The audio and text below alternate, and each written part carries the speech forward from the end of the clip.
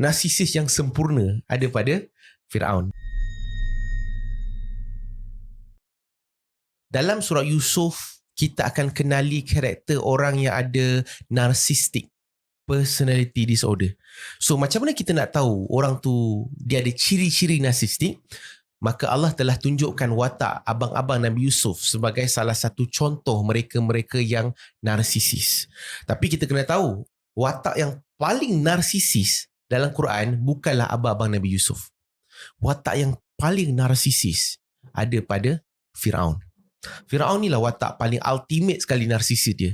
Narsisis yang sempurna ada pada Firaun. Dan tidak kurang juga abang-abang Nabi Yusuf. Maknanya ada persamaan tu sebab mereka carry ciri-ciri yang sama. Apa antara ciri persamaan antara Firaun dan juga abang-abang Nabi Yusuf?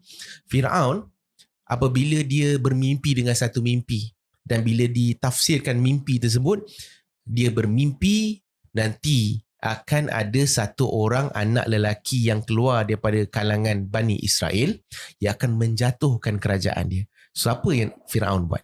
Firaun memerintahkan pegawai-pegawai dia untuk bunuh semua anak-anak lelaki yang lahir daripada Bani Israel pada tahun tersebut. Kenapa dia sanggup nak bunuh? Sebab dia tak nak reputasi kerajaan dan juga posisi dia tergugat.